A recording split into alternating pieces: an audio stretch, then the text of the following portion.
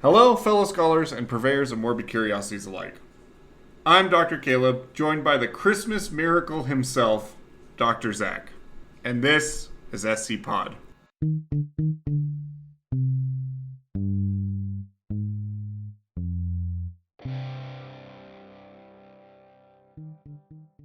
Zach, how are you today? Oh, we're still in confinement because you brought home meat aids. So, Meat aids.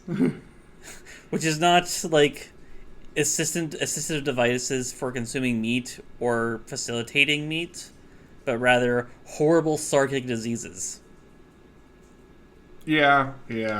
I'm just happy that the foundation decided to let us out for a little bit, so they could I don't know.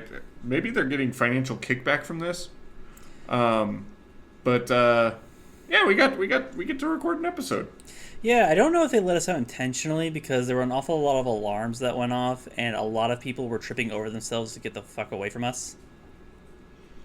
Yeah, and they were saying something over the intercom about some sort of reach or breach, or I think they were just talking about Halo Reach, honestly. Yeah, I think that Halo Reach is one of the most interesting stories of a planet falling to alien forces that has been produced in fiction in the last couple of years, and is certainly not based on reality events. Exactly. Well, I have succumbed to some pretty bad seasonal depression. It's not every day that I don't see the sun while we record. Actually, it is every day that I don't see the sun while we record. Yeah, that is most days. But we got permission or something. I don't know what string Zach pulled, but we're recording an episode. And what better thing to talk about at this time of year than SCP-4666, the Yuletide Man. Yeah, and remember, I'm pretty sure Santa and Satan are anagrams of each other. Yeah, I'm pretty sure as well.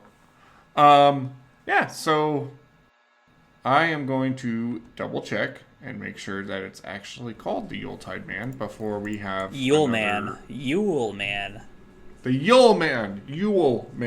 We don't have another blood brother situation.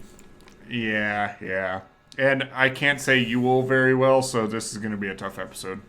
Yeah, it's like that one episode of Doctor Who where they had to get David Tennant to say a lot of words that end in "oon" just to mess with them. So yeah, I guess I'll kick us off here. SCP-4666, object class, Keter. It's been a while since we've covered one of those. Wait, our last episode was Keter. Never mind. Sure was. That's how we got here, Caleb. Special containment procedures. Web traffic and law enforcement channels worldwide are to be monitored for evidence of SCP-4666 activity, and particularly for cases of stalking or reports of anomalous phenomena involving families with young children. Families with young children. Call the police for other reasons. And just so that I don't mess it up throughout this episode, Zach, Weissnock? Weissnocht. Okay. Should a Weissnocht event be suspected to be in progress, the nearest containment task force is to be dispatched to attempt containment of SCP-4666. Standard PDP/8 humanoid first contact protocols apply. Media coverage of family deaths attributed to SCP-4666 is to be suppressed or falsified to make said deaths appear as non-anomalous home invasion murders. Forensic evidence and SCP-4666-A instances collected by non-Foundation agencies are to be confiscated and witnesses amnesticized. Description: SCP-466 is currently believed to be a single, exceptionally long-lived humanoid entity of unknown origin. Survivors of Weissnocht events typically describe SCP-466 as a very tall, elderly male of European descent, anywhere from 2 meters to 2.3 meters, with an extremely emaciated appearance. The entity always appears completely naked, even when observed outdoors in freezing weather. Though the nature and extent of its anomalous properties remain uncertain, SCP-4666 appears to be capable of instantaneous or near instantaneous travel to any location north of 40 degrees north latitude, and possibly to anywhere on Earth. SCP-466 activity occurs exclusively within a period of 12 consecutive nights every year, from the night of December 21st to 22nd to the night of January 1st to 2nd. This period is known as SCP-466's, quote, active phase. During this phase, in what are termed 𝒻𝓃𝒾𝑔𝒽𝓉𝒻𝓊𝓁 events, SCP-466 will appear at dwellings in one or multiple locations north of 40 degrees north latitude. In all known 𝒻𝓃𝒾𝑔𝒽𝓉𝒻𝓊 events, these dwellings have shared the following characteristics: isolated rural location, home to a family with at least one child under the age of 8, and situated in an area with snow cover lasting throughout the duration of the event. 𝒻𝓃𝒾𝑔𝒽𝓉𝒻𝓊 events consist of the following general progression. Children will report seeing SCP-466 in the vicinity of their family's dwellings within nights 1 through 7. The entity will typically be observed watching the dwelling from a distance, such as from across a nearby field or from the edge of a neighboring forest. In some cases, children will report waking up at night to find SCP-4666 watching them sleep through a window. Nights 8 through 11. Family members, including the parents, will report sounds of footsteps coming from the roof or the attic. An extremely unpleasant odor will also frequently be noticed inside the dwelling. No cause for these phenomena will be found. As a result, parents will often begin to suspect that their family is being stalked, or even that their dwelling might be haunted. Night 12. Over the course of the night, 1 or 2 scenarios will occur on Night 12. The first and most common is that SCP-4666 will kill all members of the family save for one child under the age of 8, whom it will abduct. SCP-4666 will inflict incapacitating injuries to all family members while they are sleeping, then herd them into a single room of the dwelling where it will proceed to kill them in view of each other. The method of killing varies with the event and will typically be preceded by some sort of torture, which appears to serve some ritualistic purpose. See list of 𝒻𝓃𝒾𝑔𝒽𝓉𝒻𝓊 events below. In the second scenario, which has occurred in roughly 15% of known 𝒻𝓃𝒾𝑔𝒽𝓉𝒻𝓊 events, SCP-4666 will not harm the family. Family members will report hearing footsteps inside their dwelling during the night, though no signs of forced entry will be found. In the morning, children will discover presents at the foot of their beds. These will consist of toys crudely fashioned from the remains of human children. The criteria, if any, by which SCP-4666 determines the outcome of 𝒻𝓃𝒾𝑔𝒽𝓉𝒻𝓊 event are unknown. So, there's a few instances of 𝒻𝓃𝒾𝑔𝒽𝓉𝒻𝓊 events here in the article, and we have chosen to not go over them in depth, but know that they are very gruesome, and if you've seen any slasher movie, you have probably seen these events. Yeah, go watch Silent Night, Deadly Night. I mean, yeah, you should just go watch that anyway. It's a good movie. Yeah, watch the 4th or 5th one because it has one of the last roles of Mickey Rooney, which is a good time. Yeah. And so, yeah, there's a good list of 𝒻𝓃𝒾𝑔𝒽𝓉𝒻𝓊 events, as well as SCP-4666-A instances, which are the toys that are made out of human remains, which are just totally my thing. I don't know what else to really say about that. But for the sake of brevity, we are going to bypass them, and we will return to those creepy toys a little bit later. Moving on. Discovery. SCP-4666's existence and ongoing activity were first detected in 1974 through the Foundation's newly implemented Anomalous Signature Recognition Program. when several highly similar home invasion incidents resulting in family deaths were found to have occurred throughout the Northern Hemisphere during the night of January 1st through 2nd. Extensive research into civilian and law enforcement archives worldwide eventually uncovered evidence of probable Weissnach events for nearly every preceding year, going back to the late 18th century, with an average of 3.1 known events per year. Zach, I know we don't like to riff in the middle of a thing, but how do we get 0.1 of an event?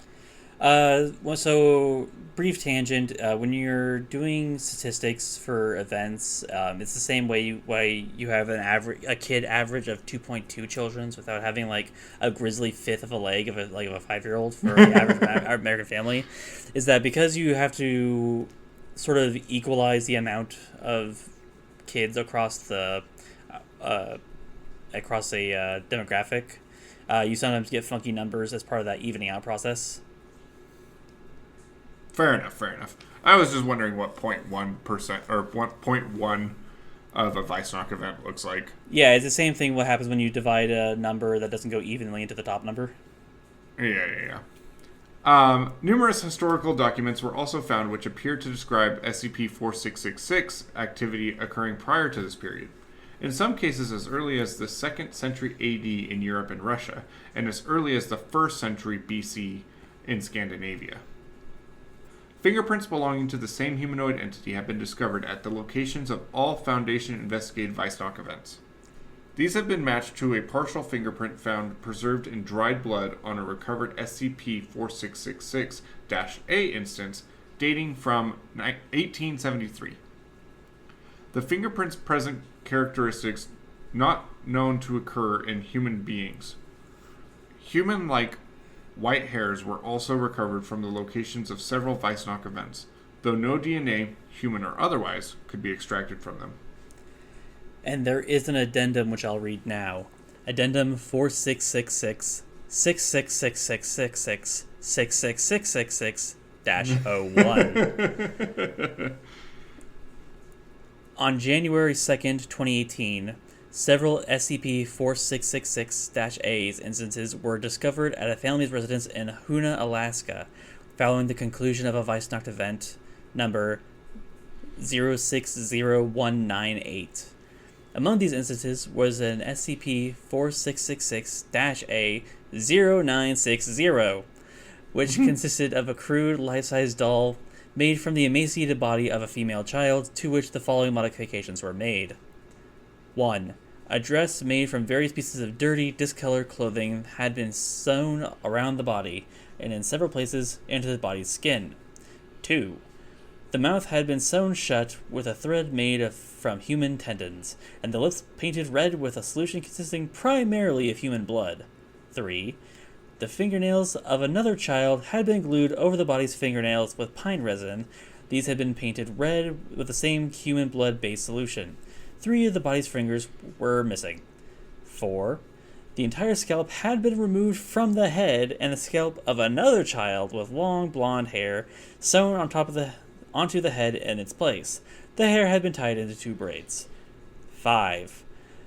Lastly, both eyes had been removed, and 2 round pebbles on which eyes had been crudely painted were placed into the eye orbits. Upon examination by the family, the child from whom the doll had been made was found to be still alive, albeit unconscious. Authorities were notified, and the child was airlifted to Bartlett Regional Hospital in Juneau, Alaska, where she survived for about 18 hours. 2 Foundation agents were dispatched and were able to interview the subject. See the interview log below. Following the subject's death, her body was confiscated by the agents and all witnesses anesthetized as per standard procedure.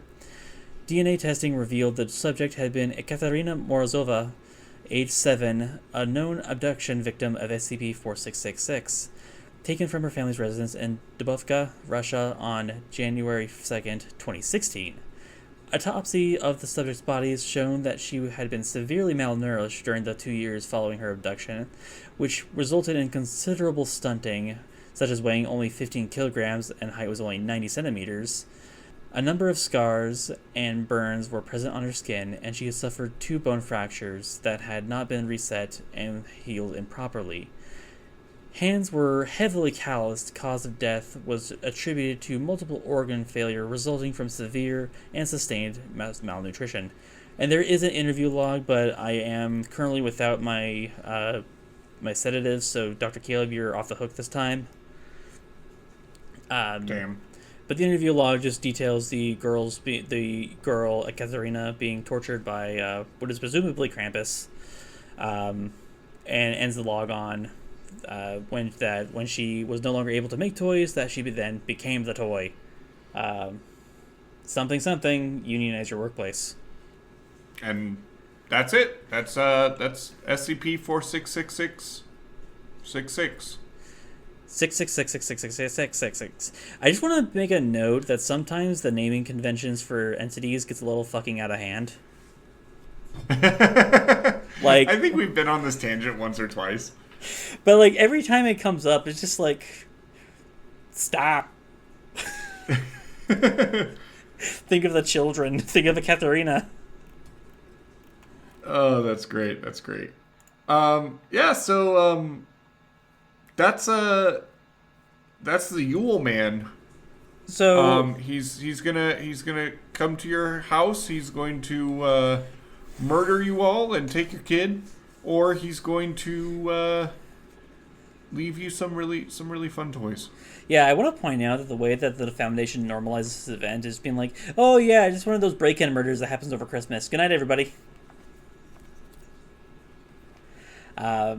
And not to put you too much on the spot, Caleb, but as we're making our daring escape from contamination quarantine, you were saying something about really enjoying some of these toys, quote unquote, that were made by Krampus. So you want to explain that one to me?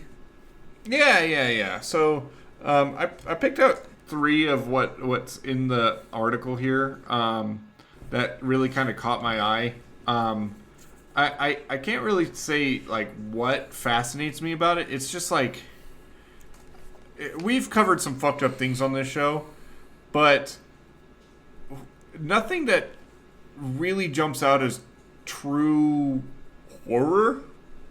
We've been subjected to body horror, and we've seen some weird shit over the course of our Sarkic season, but I don't know. Let's just jump into it. The first one here is came from 𝒻𝓇𝒾𝑔𝒽𝓉𝒻𝓊𝓁, Kazakhstan, in 1903, and it is a flute made from the hollowed-out femur of a human child. Holes have been bored at uneven intervals along its length. The femur appears to have been dyed with human blood. This is also the only known way in which you can make a recorder somehow worse. Look, all I'm saying is maybe that is the secret to being like a god tier musician, is literally pouring your heart and soul and body into a musical instrument. I'm gonna be a little reductivist maybe, but I think the answer is blood. Fair. If you're a musician, just try bleeding. Maybe it helps. Yeah, true. The second one is from Cape Broyle, Canada. This was done in 1976. This is a ball, 23 centimeters in diameter, made from 19 layers of human skin wrapped tightly around the desiccated head of an unidentified human child, who is male, age 2 to 3. Layers of skin are held in place with pine resin. So it's not only does it not bounce very well, presumably, but it's also would be wildly flammable. Yeah. So, do you think that's worse? Do you think that's worse than like the arsenic toys we're getting from like China for a while? Are they do you think they're comparable? Okay. So, I want you to. I know. I'm asking you to have a little bit of empathy on this show. Yeah. But bear with me here. Uh-huh. Put yourself in the shoes of a 7 to 8 year old. Caleb, my feet are too big. And And now go report yourself to the FBI for being a predator. So put yourself in that position of being that young. And you get this ball, right? Yeah. And it's made out of a weird material. But it's a ball. Uh-huh. And you don't know the gruesome stuff that's inside of it. Uh-huh. I think that ball was they tried to bounce that ball a few times. Probably, yeah. Yeah. But bold of you presumed I think that this wasn't my childhood to be anyway, because I think we would have just called that Tuesday. Yeah. Yeah. Both this one and the flute are both like, if you were a naive child, you might actually think is a toy. Mm-hmm. This next one, which is by far my favorite, is just it's glorious because there's no way no. Yeah. So this is from Bard. Yeah. Netherlands. What? Oh, I know this one. Oh, this was located in the year 2006. This is a hairbrush. It's a toothbrush. Period. The handle is made of wood and poorly carved. In place of bristles, 43 deciduous human teeth have been set at irregular intervals into the handle. DNA testing revealed that each tooth belongs to a different child. Only 2 of the teeth could be matched to known abduction victims of SCP-4666. Teeth vary in age from a few days to over 400 years. So, as a point of contention, that's not a hairbrush, that's a toothbrush. Ba-dunch. Yeah, Would it even work? Do you think that it would actually brush your hair? No, I think you probably cut your scalp. Yeah, that's what I was thinking. Is like either that or the teeth are gonna fall out, and then you have a worse version of dandruff. Right. I think what we're learning here is that Krampus really fucking sucks at making toys. Well, okay, but is it not implied in the interview that he's not making the toys, the kids are making the toys? Yeah, but he has to someone had to design them, right? That's true. That's true. A child does not come in baked with the idea of how to make a toothbrush. Yeah, that's true. They had to give him. There had to be a lesson. He had to give him some really fucked up IKEA instructions. Yeah. So I'll retract my statement and reissue a new one. Krampus is a terrible factory foreman. And probably that is something I can get behind. And probably a really shitty supervisor. Yeah. I hesitate to bring up unionization because anytime we do, I feel like there's a target on our back. But that's fine. If you're in a union, a target's always on your back.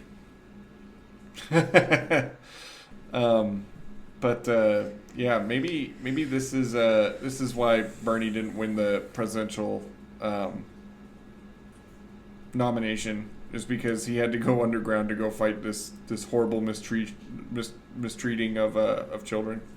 Krampus is in the deep state, confirmed. But yeah, that's the Yule man. Zach, let me ask you. Yeah. Christmas is a very special time of year for a lot of people. Uh-huh. And there's a lot of movies and things that come out of it. What's your favorite Christmas story? Oh, my favorite Christmas story. That is a good question. Like my personal life, or just one I know? Not like a story that happened to you around Christmas, but a story that involves Christmas. A story that involves Christmas. I don't know. Things like Home Alone, you know. Oh yeah, I do have I did really love the Home Alone movies as a kid. Those are probably some of my favorite movies up until I was 10 or so. I think those were probably the only movies I can think of that as a child would actually have me in stitches, just laughing really hard. which is the impromptu torture devices of 𝒻𝓆𝓾𝒾𝑔𝒽𝓉𝒻𝓊𝓁. Oh god, what is? I'm drawing a blank because like I don't really celebrate Christmas for a lot of reasons. Right. So I don't even think about it in my adult life. But happy Christmas stories, huh? I mean, I Die mean, Hard is right there. Die Hard is right there. Gremlins. I think Gremlins 1 or 2 takes place around Christmas. No, 100%. That's my answer. That's my answer. Is Gremlins. It's Yeah. my favorite Christmas movie. Okay, I mean I get that. But just to kind of give something of a genuine answer, when I was but a young warthog, one of my older brothers had a job at KB's Toys, over the holidays, and I remember he used his employee discount to get me like nearly like a friggin' dozen Star Wars action figures for Christmas. Oh, that's sweet. And so like I was like 9. I was somewhere between 7 and 10. Coming out and just seeing a Christmas tree just like decked the fucking halls with Star Wars action figures, and I was just over the moon. Not to build on your tangent too much more, but I actually I forget how old I was, but it was right after the first Bionicle movie first came out, and I got Makuta, who was like the big bad, and I got the guy who was also the Mask of Light. I forget his name off the top of my head. Toa something. Anyway, I had a whole hyperfixation recently about Bionicle, but anyway, I got those as gifts on Christmas one year from my father, and he and then what was the first thing I did, because I was like 8 years old? I took them apart and tried to mix them together. After my parents spent all night putting them together. Oh, God. So actually, kind of relevant. Kind of relevant. I mean, you just did what Krampus told you to. You learned from watching you, Krampus. So, yeah, that's. Do you remember, like, if it was like about 10 years ago, that the idea of Krampus just got really, really popular at the same time, and so you have like 4 or 5 movies around Christmas horror ideas just around Krampus. Yeah, and then I remember around that time as well, I remember hearing about how they do like actual festivals around Krampus in Scandinavia and but they've in that area. Yeah, but they've been doing that for hundreds and hundreds of years. But like here, at least in the States, there was just this like zeitgeist for Krampus. Krampus mania swept the halls, and then it just kind of stopped. It's kind of like it really does like kind of remind me of that clown sighting phenomenon we had for years, and then just kind of stopped. And I feel like Krampus got that same treatment, where it's like there was again like 5 or 6 movies of Krampus, and then nothing. We all just forgot about old Krampy. Yeah, I'm personally holding out hope that the Great Emu War is going to be the next fad that really takes off. I hope it's the emus just killing us. you know about the Emu War, right? How Australia fought a war against the emus and lost? Oh, believe me, Dr. Caleb, I am very familiar with the Emu War. It's something I actively think about at least once a month. Yeah, I think Australia has gone to like 2 or so wars against its own wildlife and came back losing twice.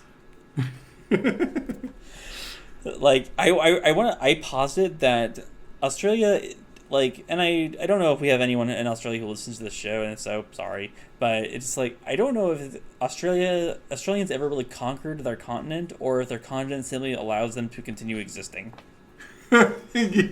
That's a really good way of putting that. Like they're alive for now. But like we don't have that in the States. What do we have? What do we have to be worried about? Like being outnumbered by cows? Have you seen American cattle? They're not attacking you. I guess we have natural disasters. Yeah, well, like there's the entire middle part of the country is where the sky actively tries to kill you for 6 months of the year. Yeah, and then if you're on the outer parts of it, the ocean's trying to kill you. Yeah, that's a good point. And then again, if you're on the outside of the country, you have earthquakes. Yeah, like on the West Coast, it's just like it's just like one bad day away Yeah. from just like slipping silently into the waves like a disappointed dad after a divorce. You doing all right, Zach? No, moving on. It is So, I remember hearing about the Yule Man a few years back through whisperings throughout the Foundation because, we try not to let it get out too much. But I remember it being a lot more complex than it really was. At the end of the day, he's just a guy being a dude. And they're trying to tread on his rights. I wouldn't go that far. Like, I think what it is like a weird mythologicalization of like every family's that one uncle every family has where they don't talk about them anymore. Oh. I think that's what Krampus is. It's just like everyone's uncle that should remain unspoken of. And specifically, like, it has to do with kids every single time. And then, like, like the 15% of the time where nothing bad happens, like, there was still some weird fucked up shit that happens because of what you get. Yeah. Krampus's creepy uncle confirmed. No, that's a good theory. I like that. Krampus that's was almost as good as my Way of All Flesh being an allegory for communism theory. Something like that. Something like that. Krampus was the first creepy uncle. Yeah. That's the Yule Man. Zach, you got anything else you want to add about him? No, not really. I think that it's a weirdly straightforward thing. Like, the entire phenomena plays out like a good slasher movie, honestly. Like, you have monster / man, there's a build up, and then the actual event that happens. But and this probably just has something to do with the fact that he's been doing this for thousands of years, but it's very procedural. Like, and there's no mention in the article about how to avoid a Weissnacht event. So it's either something that happens to you or doesn't happen to you. There's no preparation. It just happens. And I think, and I feel like that's just maybe like, I almost want to read about it as a metaphor of tragedy during the holiday season, where you can't really do anything about it. You either deal with it or you don't. You either trample or be trampled on Black Friday. Got it. Yeah, you either yeet or be yeeted. And yeah, he's just a immortal time travel or immortal teleporting serial killer with a theme. Yeah, he does really read very cinematic. Yeah, and maybe that's why I would love for the SCP Foundation to put, like, if they're not going to give us like night vision goggles for foot of the bed or anything like that, the least they can do is make a motion picture out of the Yule Man, because that would be a good movie. They made like 4 or 5 of them, man. No. Krampus and the Yule Man are 2 separate entities. I don't think that's true. Isn't Krampus like demonic? Yeah, and this guy ain't.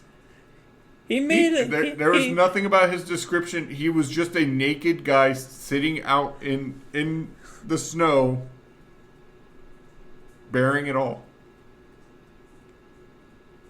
as is his God-given right.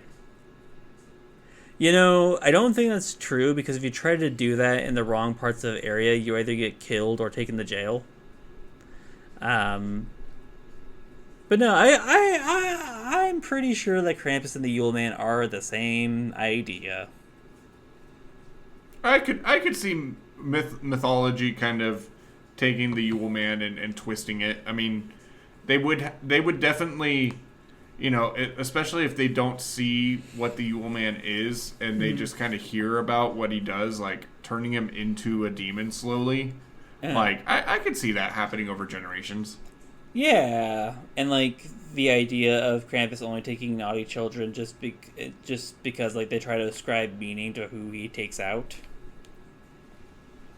whether or not it's actually true. Yeah, it's an interesting thought, especially because it has been going on for so long, and as I understand it with Krampus, like Krampus has also been going on for a while. Yeah, mythology Krampus, at least. Yeah, again, the idea of a Krampus goes back hundreds and hundreds of years in Northern Europe. I think Slavic cultures also have their own version of him. Yeah.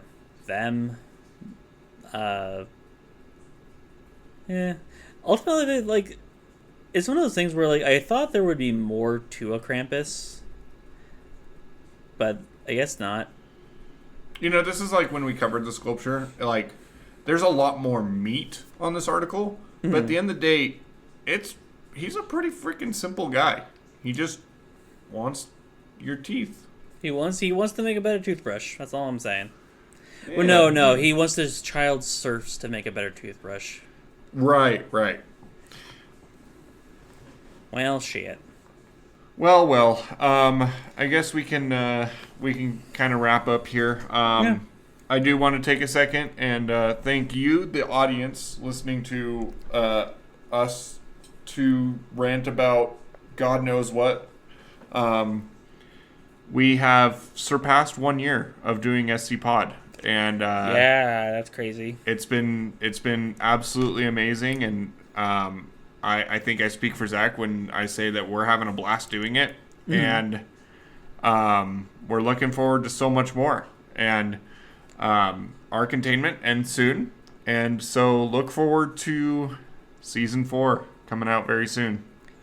Very soon, or as soon as we can really get it out, we'll make sure that it's actually something we want to put out. Yeah.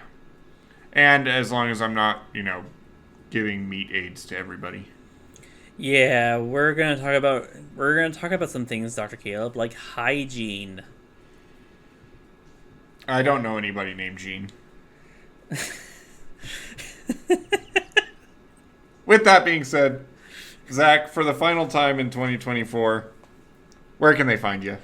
They can find me over at my personal writing blog of Roll for Writing, which is at www.makeawritingcheck.blogspot.com.